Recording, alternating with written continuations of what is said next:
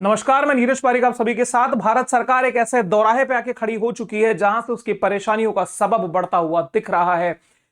Waste Asia या कहिए middle east के अंदर जो तनावपूर्ण माहौल है, जो यहां पे आग लगी है, उसकी आग की तपिश अब हिंदुस्तान को भी अच्छे से परेशान करने लगी है। कई दिशाओं से डायरेक्टली और इनडायरेक्टली हमारी परेशानियां बढ़ रही हैं। इस परेशानी के लिए जिम्मेदार अमेरिकन प्रेसिडेंट डोनाल्ड ट्रंप हैं। ट्रंप का यह कोई पहला मौका नहीं है कि वो भारत के लिए तनाव का कारण बने हो। याद कीजिए, पहले भी इनकी दोस्ती का कड़वा स्वाद हिंदुस्तान जो है वो चख चुका है।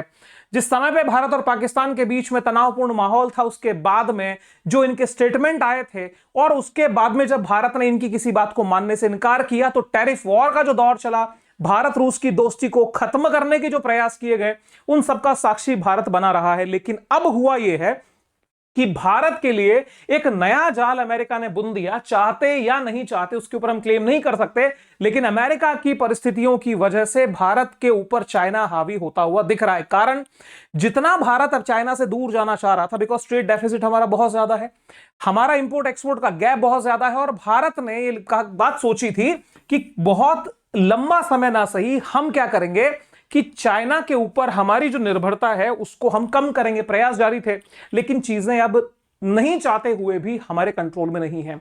आपको पता होगा, एससीओ समिट में जब मोदी जी चाइना गए थे, उस समय पे भारत और चीन के बीच में जो समझौते हुए या जो वार्ताएं हुई, उससे काफी सकारात्मक संदेश पूरी दुनिया में गया था।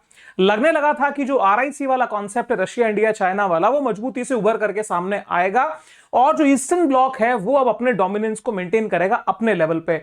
उसके अंतर्गत बहुत सारे समझौते भारत और चीन के बीच में हुए, जिसमें पासेस को खोलने का, जो दर्रों को खोलने की बात थी, जो वीजा जो काफी समय से होल्ड थे उनको फिर से जारी करने की बातें यहां पे हुई थी। चीजें काफी मेंटेन्ड और बैलेंस थी। अब आपको पता होना चाहिए कि इस मुलाकात के बाद में भी अमेरिकन प्रेसिडेंट की तरफ से नकारात्मक कमेंट्री अपने सोशल मीडिया प्लेटफॉर्म्स पे की गई थी, क्योंकि उनको यह नाकाबिले बर्दाश्त था। नाकाबिले बर्दाश्त था उनकी कंडीशन पे। मैं आपको बताऊंगा कि कैसे जब अपने स्वार्थ बदलते हैं, नेशनल इंटरेस्ट चेंज होते हैं, उसी के साथ में सारे नियम कानून कायदे जो होते हैं वो भी बदल जाते हैं। जिस समय भारत और चीन की वार्ता हो रही थी, अमेरिका को यह पसंद नहीं था।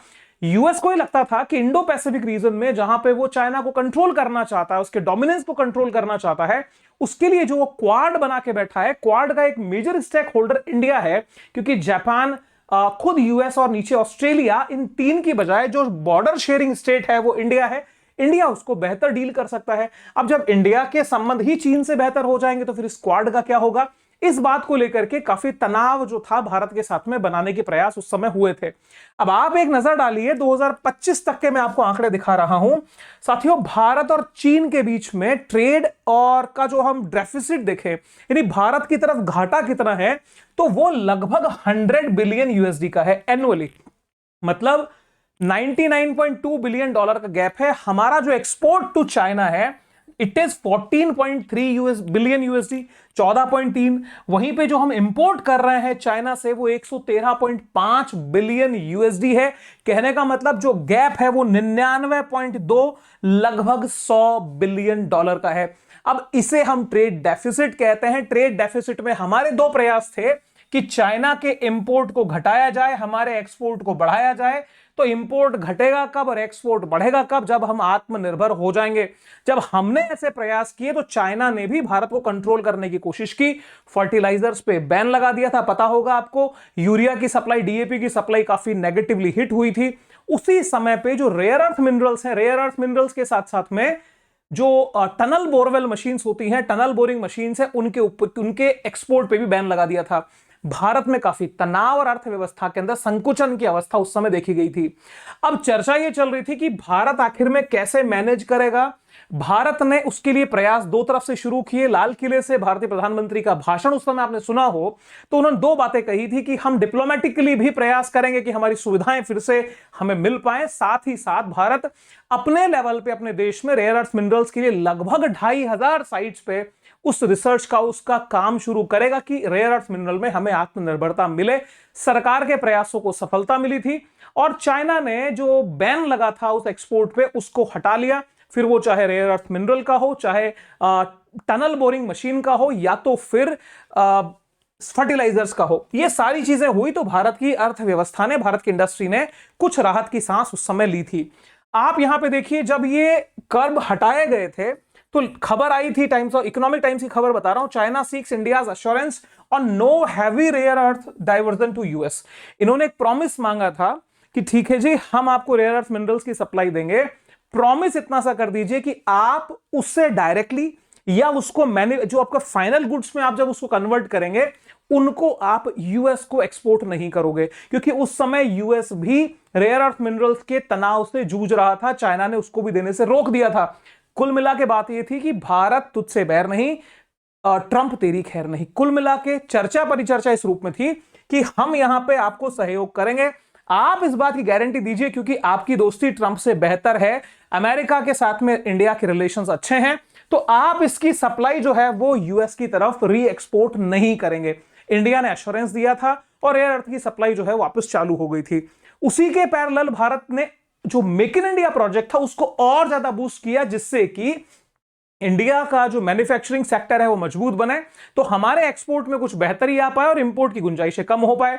काफी हद तक भारत को इसमें लाभ मिला और भारत का अल्टीमेट टारगेट था कि रिप्लेस चाइनाज मैन्युफैक्चरिंग, कि हम इसको टर्न कर दें, हमारे जो मैन्युफैक्चरिंग इंडस्ट्री है वो इंडिया के लिए सफिशिएंट माल बना पाए और हमारी निर्भरता चीन से कम हो। सफलता इसमें काफी हद तक मिली, लेकिन जैसे ही खामेनेई की हत्या ईरान के अंदर होती है अमेरिका के द्वारा, उसके बाद में जो ये आग लगी, उस आग ने दुनिया को अपने लपेटे में लिया।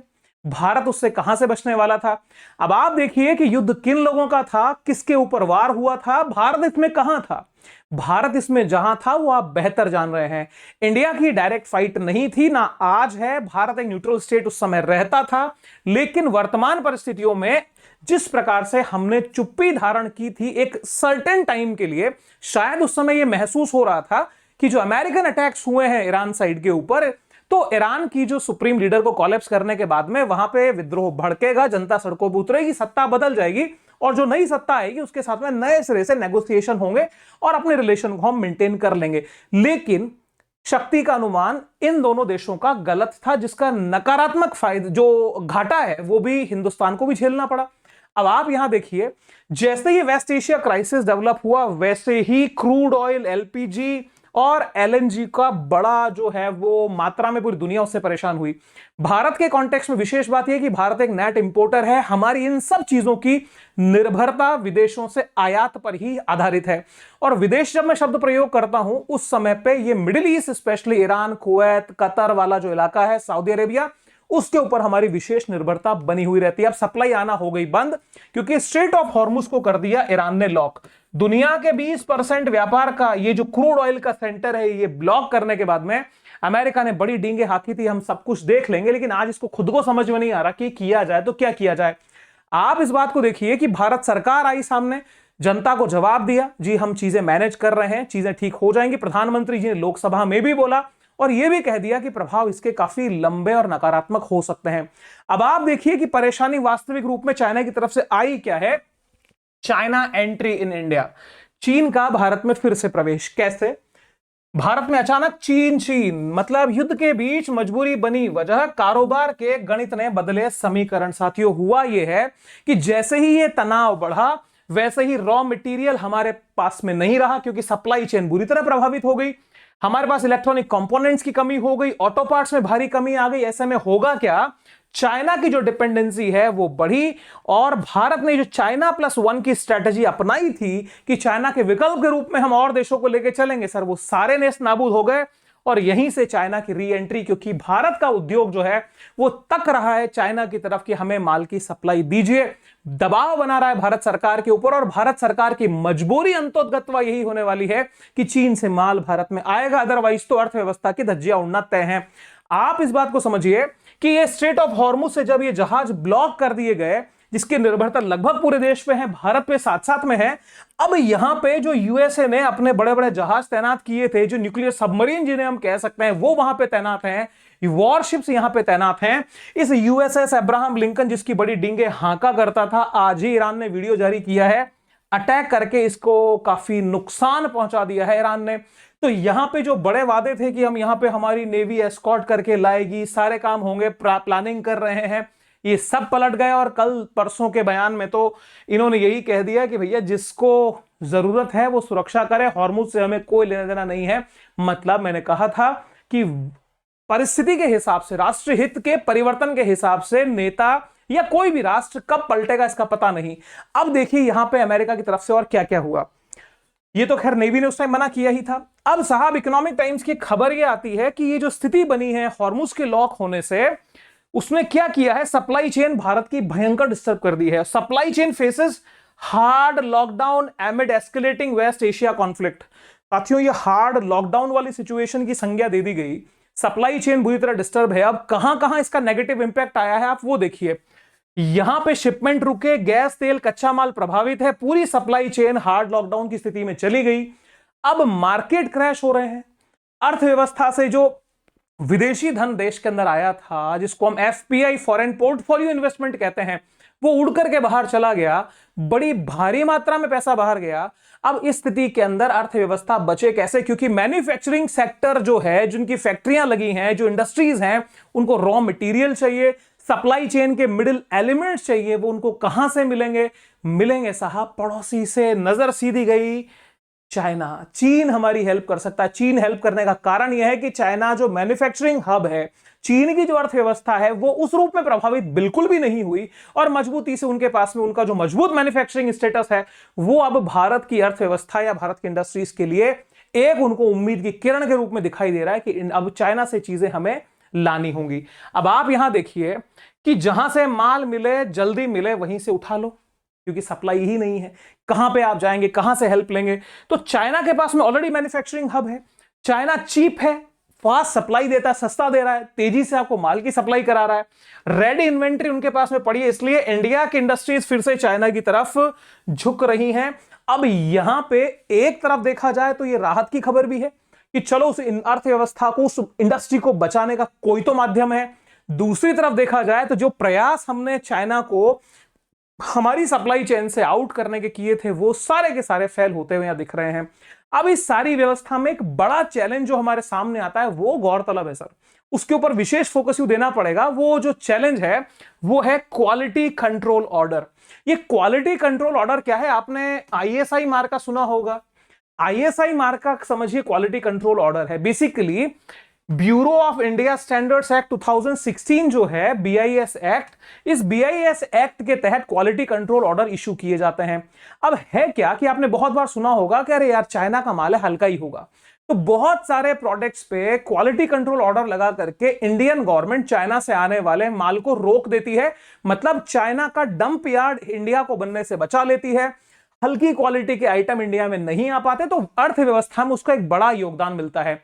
अब हो क्या रहा है कि भारतीय जो इंडस्ट्रीज हैं वो सरकार पे दबाव दे रही हैं कि भैया ये जो क्वालिटी कंट्रोल ऑर्डर है ना, इसके रूल्स को रिलैक्स करिए। क्यों रिलैक्स करिए? क्योंकि बिना आपके बीआईएस एक्ट के तहत आप आईएसआई स्टैंडर्ड के नीचे के माल को ले नहीं सकते। चाइना वो स्टैंडर्ड दे नहीं रहा। अब मतलब एक कहता ना कि ना मामा से काना मामा ही अच्छा होता है। अब कुल मिला के जो नहीं मिले माल उससे बेहतर है जैसा मिले वो लाइए, सस्ता मिलेगा, जो मिलेगा, इंडस्ट्री तो चलेगी। तो क्वालिटी कंट्रोल ऑर्डर को रिलैक्स करो ताकि चीन से जल्दी इंपोर्ट हो सके और सप्लाई चेन बच सके। अब यहां हो क्या रहा है? अपने देश की व्यवस्थाओं को, अपने देश की इंडस्ट्री को मजबूत करके कैसे बिना किसी आंदोलन के, बिना किसी विरोध के, बिना किसी प्रोपेगेंडा के दूसरे देश की सरकार पे उसी के बाशिंदों से दबाव डाला दिया जाए कि भैया हमारे पक्ष में काम करिए। अब आप सोचिए मैन्युफैक्चरिंग हब मजबूत बनाने का लाभ चीन को यहां कितना जबरदस्त मिल रहा है। यहां पे चीन की तारीफ नहीं है, और तारीफ है भी तो अच्छे की तारीफ हो जाए तो बुराई कहां है। अब आप देखिए यहां पे क्वालिटी कंट्रोल ऑर्डर को रिलैक्स करने की बात आ गई। अब ये जो रिलैक्सेशन क्यों डिमांड हो रहा है? क्योंकि कोई इंडस्ट्री बची ही नहीं ऐसी जिसमें इंपैक्ट नहीं हो। बिजनेस टुडे की खबर देखो sir, West Asia conflict, supply price distribution impact several commodities beyond crude oil like fertiliser, aluminium, packaging material, etcetera etcetera. जितना जोड़ लीजिए सबके ऊपर इफेक्ट है, क्योंकि ये पूरा चैन बनती है और ये चैन का घाटा सबको होता है जो जो इसके लपेटे में आता है। अब आप आश्चर्य करेंगे, आपने कुन्नूर के आमों के बारे में सुना होगा, तोतापुरी किस्म के आम वहां होते हैं और बहुत बड़ी मात्रा में अराउंड 47 बड़ी इंडस्ट्रीज है जो मैंगो पल्प पे काम करती है। कई हजार टन जो उनका माल है वो पोर्ट्स पे रुका हुआ है। देखिए West Asia crisis hits mango pulp trade in Chittoor district, खबर यहां पे आई है। 300 करोड़ का माल एक है, 1000 करोड़ का माल एक है, 47 एक्टिव पल्प इंडस्ट्रीज हैं। तो कितना बड़ा एक्सपोर्ट के ऊपर डेंट हुआ है इस पूरी व्यवस्था से। तो यहां पे अब कुल मिला के चाहत यह है कि किसी भी रूप में चाइना से माल आ जाए, सरकार रिलैक्सेशन दे दे। अब सरकार से क्वालिटी कंट्रोल ऑर्डर पे रिलैक्सेशन तो इंडस्ट्री चाह रही है। साथ ही साथ जब आप जाएंगे फॉरेन इन्वेस्टमेंट फैसिलिटेशन पोर्टल के ऊपर, यहां पे आपको एक नाम पढ़ने में आएगा, प्रेस नोट 3 2020। ये प्रेस नोट 3 2020 का मतलब यह है कि जो बॉर्डरिंग स्टेट हैं, बॉर्डरिंग नेशंस हैं, देश के साथ सीमा लगाने वाले राष्ट्र हैं, उनसे आने वाले इंपोर्ट माल को कंट्रोल करने का यह तरीका था। अब डिमांड यह भी है साहब कि प्रेस नोट 3 को भी रिलैक्सेशन दीजिए, मतलब सप्लाई चेन कैप्चर। इंडिया मजबूरी में चाइना इंपोर्ट्स बढ़ा सकता है, एफडीआई एंट्री इंक्रीज होगी, प्रेस नोट 3 में ढील दी जा चुकी है, चाइनीज इन्वेस्टमेंट बढ़ेगा। अब डेटा देखो तो पहले 2% एफडीआई शेयर चाइना का था, फॉरेन डायरेक्ट इन्वेस्टमेंट, बाद में गिरकर ये 0.27 हो गया, यानी चाइनीज इंडस्ट्रीज को रोका गया। अब ये फिर से ये बढ़ेगा। कुल मिलाकर के प्रेस नोट 3 को लेके सरकार कैबिनेट जो है वो मार्च 2026 की खबर है, press note 3 restrictions cabinet approves की changes for investment from land bordering countries. अब इसमें लैंड बॉर्डरिंग कंट्रीज में कौन सा देश आपको इतना मादे वाला दिखता है जो वाकई में हेल्प कर सकता है? बांग्लादेश, पाकिस्तान, अफगानिस्तान? नहीं जी, चाइना। अब साहब रहती सहती के अंदर जो बची कुची खबर का जो कचरा होना था वो यहां आके हो गया। कहीं पे तो क्वाड के लिए हिंदुस्तान को आंखें दिखाई गई, अब वहां पे क्वाड को छोड़ करके ये चले मेरे देवर की बारात लेके ये पहुंच गए यहां पे, चाइना के साथ में दोस्ती ये बढ़ाना चाह रहे हैं। खबर क्या बनती है, US India quad news, quad से दूरी बना रहा अमेरिका। पढ़िएगा, क्वाड से दूरी बना रहा अमेरिका, शी जिनपिंग को खुश करने में जुटे ट्रंप, भारत के लिए है बड़ा झटका। 25 मार्च 2026 1:14 की खबर है। कुल मिलाकर के क्वाड का 2024 से साथियों कोई शिखर सम्मेलन ही नहीं हुआ। क्वाड क्या है? क्वाड यूएसए, इंडिया, ऑस्ट्रेलिया और जापान का एक संगठन है जो इंडो पैसिफिक के अंदर चाइना को कंट्रोल करना चाहता है। अब चाइना को कंट्रोल करना छोड़िए, चाइना से गलबैयों का दौर चीन का आ गया, यूएस का आ गया है। अब यहां पे भारत सरकार के लिए चैलेंजिंग हो गया, क्योंकि आप देखिए उस समय पे जब सप्लाई शुरू हुई थी रेयर अर्थ मिनरल्स की, कंडीशन याद है कि आप यूएस को सप्लाई नहीं देंगे। कुल मिलाकर के रशिया और चाइना के लिए हमेशा से एक तनाव का मुद्दा रहा है कि भारत का जो झुकाव यूएस की तरफ बढ़ जाता है उसको बैलेंस इंडिया नहीं करता। ये लोग ये चाह रहे हैं कि भाई तुम अच्छी खासी दूरी रखो। आपको कल एक वीडियो में पेश करने वाला हूं, उसमें बहुत चीजें और हम एक्सपोज करेंगे, अभी मैं आपके सामने लेके आऊंगा। अब आप देखिए इंडिया के लिए चैलेंज यहां खड़ा हो गया बड़ा। अमेरिका अब चीन की गोदी में जाता दिख रहा है और क्वाड का जिक्र करने में भी परहेज कर रहा है। डोनाल्ड ट्रंप को इस साल भारत आना था ताकि क्वाड के शिखर बैठक में हिस्सा लिया जा सके। ट्रंप इस महीने चीन की यात्रा पे जा सकते हैं।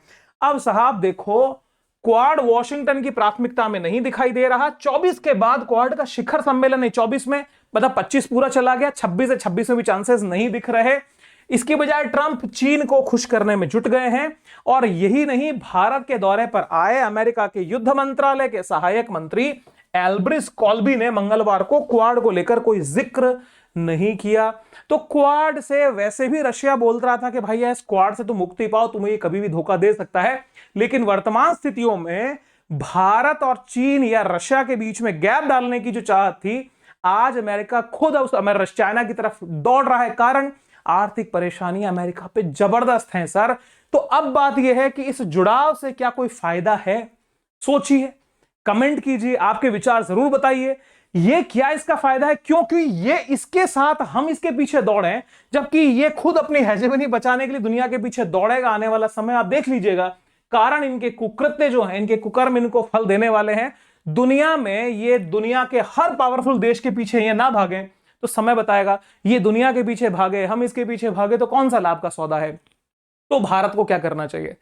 इस क्वेश्चन मार्क में, इस इमेज में आपके हिसाब से कौन फिट बैठता है? अब एक बात और समझिए, यहां जो फिट बैठता है इसका वीडियो कल रात को 6-7 बजे के आसपास आपको मिलेगा। आप उस इंसाइट को ढंग से समझ पाएंगे, मेरी गारंटी है। तो आपके विचारों का स्वागत रहेगा। बताइए, ये क्वाड की कमजोरी है, चीन की मजबूती है, या भारत की मजबूरी है?